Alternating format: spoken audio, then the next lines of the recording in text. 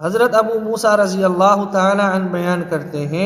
कि मैंने जनाब नबी करीम सल्लल्लाहु अलैहि वसल्लम को एक या दो नहीं बल्कि मुतअद्दद बार ये इरशाद फरमाते हुए सुना कि जब कोई बंदा किसी नेक अमल पर हमेशगी ज़ाहिर करता है, किसी नेक अमल को मुस्तकिल करता रहता है, अब अगर वो बीमार हो जाए या किसी सफ़र के अंदर उसकी मशगूलियत हो जाए और वो उस नेक अमल से रुक जाए तो भी अल्लाह तबारक व तआला उसको उतना ही सवाब अता करता है जितना सवाब उसके नेक अमाल के करने पर अल्लाह ताला अता करता है।